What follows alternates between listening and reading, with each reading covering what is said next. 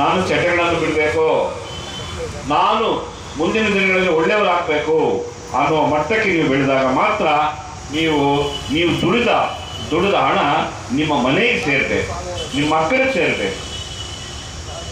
ಆವಾಗ ನಿಮ್ಮ ಕುಟುಂಬ ದಿನೇ ದಿನ ಬೆಳೀತದೆ.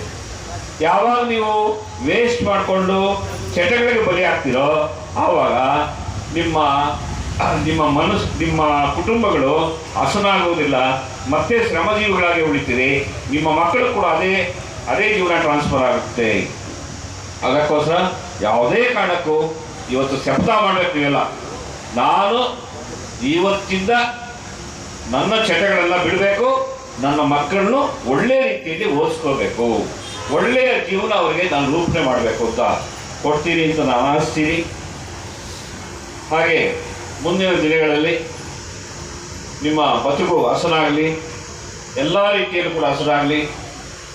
ಕಾರ್ಮಿಕರ ಎಲ್ಲ ಸವಲತ್ತುಗಳು, ನೀವು ಆಫೀಸ್ ಹೋಗಿ ಎಲ್ಲ ತಿಳ್ಕೊಂಡು ನಮ್ಗೆ ಏನೇನಿದೆ ಸವಲತ್ತುಗಳು, ಎಲ್ಲ ಸವಲತ್ತುಗಳನ್ನು ಕೂಡ ಅವರಿಂದ ಪಡೆದು ಒಂದು ಒಳ್ಳೆಯ ರೀತಿಯಲ್ಲಿ ಆಗಲಿ ಅಂತ ಹೇಳ್ತಾ, ಕಾರ್ಮಿಕರ ಬದುಕು ಹಸನಾಗಲಿ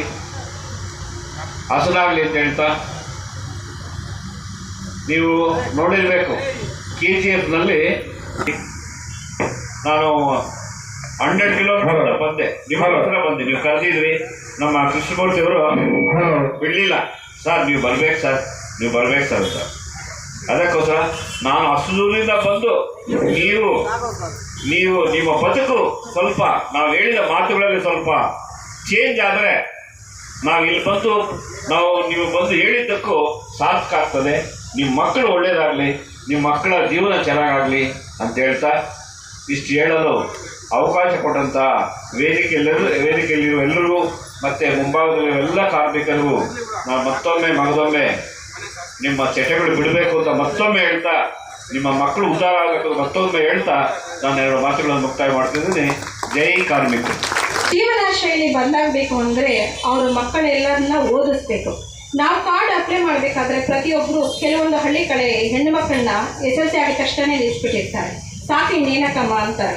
ಈ ಕಾಲದಲ್ಲಿ ಕೂಡ ಇನ್ನೂ ಅದೇ ಥರ ಇದ್ದಾರೆ ಅಂತ ಅನಿಸುತ್ತೆ ನಮಗೆ. ದಯವಿಟ್ಟು ಪ್ರತಿಯೊಬ್ಬರು ಕೂಡ ಅವ್ರ ಮಕ್ಕಳನ್ನು ಒಳ್ಳೆ ಉತ್ತಮವಾದ ಗುಣಮಟ್ಟವಾದ ಶಿಕ್ಷಣವನ್ನು ಕೊಡಿಸ್ಬೇಕು. ಎಲ್ಲರೂ ಕೂಡ ಗುಣಮಟ್ಟವಾದ ಶಿಕ್ಷಣ ಅಂತ ಯಾಕೆ ಹೇಳ್ತೀವಿ ಅಂದರೆ, ಸರ್ಕಾರ ಶಾಲೆದ ಬಗ್ಗೆ ಯಾರಿಗೂ ಸಹ ಒಳ್ಳೆಯ ಅಭಿಪ್ರಾಯವಿಲ್ಲ. ಏಕೆಂದರೆ ಪ್ರೈವೇಟ್ ಸ್ಕೂಲ್ಸಲ್ಲಿ ಒಳ್ಳೆ ಫೀಸಸ್ ಕಟ್ಟಿ ನಾವು ಕಷ್ಟಪಟ್ಟಿದ್ದು ಮಾಡಿದ್ರು ಅವರು ಹೊಡೆದ್ರು ಬಡ್ದು ಏನು ಮಾಡಿದ್ರು ಕೂಡ ಚೆನ್ನಾಗಿ ಓದ್ತಾರೆ ಅನ್ನೋ ಭಾವನೆ ಇದೆ. ಅದನ್ನು ಬಿಟ್ಬಿಟ್ಟು ನಮಗೆ ಏನು ಸೌಲಭ್ಯ ಸಿಗುತ್ತೆ, ನಾವು ನಮ್ಮ ಮಕ್ಕಳನ್ನು ಚೆನ್ನಾಗಿ ಓದಿಸ್ಬೇಕು. ಕಾರ್ಮಿಕರ ಮಕ್ಕಳು ಕಾರ್ಮಿಕರಾಗಿ ಉಳಿಬಾರ್ದು. ಪ್ರತಿಯೊಬ್ಬರ ಒಂದು ಜೀವನ ಶೈಲಿ ಬದಲಾಗಬೇಕು ಅಂದರೆ ಆ ಮಕ್ಕಳಿಗೆ ಖಂಡಿತ ವಿದ್ಯಾಭ್ಯಾಸ ಕೊಡಿಸ್ಬೇಕು. ಪ್ಲಸ್ ನೀವು ಕೂಡ ಅದನ್ನು ಕಲಿಬೇಕು. ಕಲಿಯೋದಕ್ಕೆ ವಯಸ್ಸಿನ ಜೊತೆ ಯಾವ ಸಂಬಂಧನೂ ಇಲ್ಲ, ಕಲಿಬೇಕು ಅನ್ನೋ ಉತ್ಸಾಹ ಇದ್ದರೆ ಸಾಕು.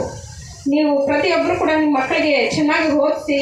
ಮತ್ತು ಅವ್ರು ಏನು ಮಾಡ್ತಾ ಇದ್ದಾರೆ, ಯಾವ ತಂದೆ ತಾಯಿ ಏನಂದರೆ ನಾವು ವಾರ ಪೂರ್ತಿ ಕೆಲಸ ಮಾಡ್ತೀವಿ, ನಮಗೆ ಬಿಡುವಿರಲ್ಲ, ನಾವು ನೋಡಲ್ಲ ಅಂತ, ಅಥವಾ ಶಾಲೆಯಲ್ಲಿ ಹೋಗಿ ಕೇಳಿದ್ರೆ ಅವ್ರು ಏನಾದರೂ ಮಾಡಿದರೆ ನಮ್ಮ ಮಕ್ಕಳಿಗೆ ಮತ್ತೆ ಏನಂತಾರೋ ಅನ್ನೋ ಭಯ. ಹಾಗಾಗಿ ಯಾರು ಕೇಳೋದಿಲ್ಲ, ಪ್ರಶ್ನೆ ಮಾಡೋದಿಲ್ಲ. ಯಾವ ಸ್ಕೂಲ್ಸಲ್ಲಾದರೂ ಆಗಲಿ ಅದು ನಮ್ಮ ಹಕ್ಕು. ಹಾಗಾಗಿ ನಾವೆಲ್ಲರೂ ಕೂಡ ಸ್ಕೂಲ್ ಹತ್ರ ಹೋಗಬೇಕು, ನಮ್ಮ ಮಕ್ಕಳು ಏನು ಮಾಡ್ತಾ ಇದ್ದಾರೆ ನೋಡಬೇಕು, ಅವರ ವಾತಾವರಣ ಯಾವ ರೀತಿ ಇದೆ ಎಲ್ಲ ಚೆಕ್ ಮಾಡಬೇಕು. ಹಾಗೆ ತಾನೇ ನಮ್ಮ ಮಕ್ಕಳ ಬಗ್ಗೆ ನಾವು ಈ ಒಂದು ಇದು ತಗೊಂಡಾಗುತ್ತೆ. ಹೌದಾ ಅಲ್ವಾ? ಯಾರು ಮಾತಾಡಲ್ವಾ? ಹಾಗಾಗಿ ತಾವೆಲ್ಲರೂ ಕೂಡ ದಯವಿಟ್ಟು ಒಂದು ವಿದ್ಯಾಭ್ಯಾಸಕ್ಕೆ ಪ್ರೋತ್ಸಾಹವನ್ನು ನೀಡಬೇಕು. ಅರ್ಥ ಆಯ್ತಾ? ಮತ್ತೆ ಒಂದು ಲೇಬರ್ ಕಾರ್ಡ್ ಮಾಡ್ಕೋಬೇಕಂತಂದರೆ ನಿಜವಾದ ಕಾರ್ಮಿಕರು ಎಲ್ಲೋ ಇದ್ದೋಗ್ತಾರೆ. ಸುಮ್ಮನೆ ಕೆಲಸ ಮಾಡ್ತಾ ಇರೋರನ್ನೆಲ್ಲ ಕರ್ಕೊಂಡು ಬರ್ತಾರೆ, ಮಾಡಿಕೊಡಿ ನಮಗೆ ಕಾರ್ಡ್ ಅಂತ. ಅದರಿಂದ ನಿಮಗೆ ಲಾಸ್ ಆಗುತ್ತೆ. ಯಾಕಂತಂದರೆ ನಿಜವಾದ ಕಾರ್ಮಿಕರು ಯಾವತ್ತೂ ಕೂಡ ಹಂಗೆ ಇದ್ದೋಗ್ತಾರೆ. ಯಾಕಂದರೆ ಅವ್ರಿಗೆ ಯಾವುದು ಕೂಡ ಗೊತ್ತಿರೋದಿಲ್ಲ ಯಾವುದ್ರ ಬಗ್ಗೆನೂ. ಅಲ್ಲಿ ಹೋಗಿ ಕೇಳಬೇಕಂದ್ರೆ ಭಯ. ಯಾಕಂತಂದರೆ ಅವ್ರು ನಮಗೆ ರೆಸ್ಪೆಕ್ಟ್ ಕೊಡಲ್ವೇನೋ ಅನ್ನೋ ಒಂದು ಇದು. ಹಾಗಾಗಿ ತಾವೆಲ್ಲರೂ ಕೂಡ ಸ್ಕೂಲ್ಸ್ ಹತ್ರನೂ ಹೋಗಬೇಕು, ಬೇರೆ ಆಫೀಸ್ಗಳಲ್ಲಿ ಹೋಗಬೇಕು, ಸುತ್ತಾಡಬೇಕು, ಮತ್ತು ಎಲ್ಲದ್ರ ಬಗ್ಗೆ ತಿಳ್ಕೋಬೇಕು.